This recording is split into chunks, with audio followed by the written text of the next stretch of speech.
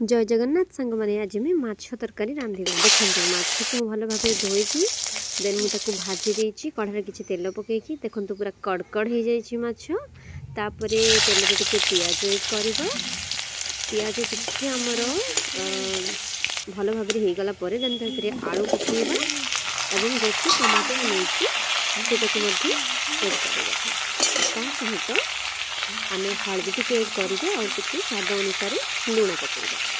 तापर भल भाव गलई कौन करवा आम घोड़ेदे से समय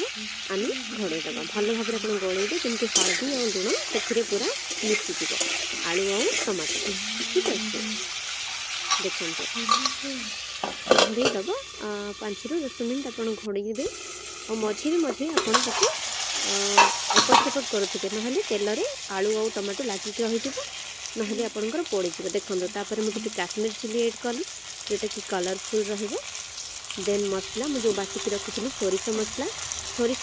एक्चुअली मछरे देने कि बहुत भल लगे जेहेतु रोही माछ तेणु मुझे सोरिष मसला देती आपड़ चाहिए अदा मसला ऐड कर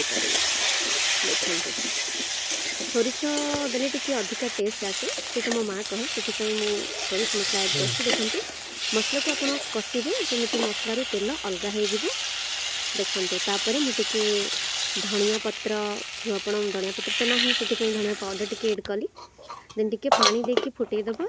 देखते तापर माछ को पकईकी आमर रेडी हो गला गरमा गरम माछ तरकारी रोही माछ बेसरटी आपको केमती लगिला कमेंट करी निश्चय कहबे। नमस्कार।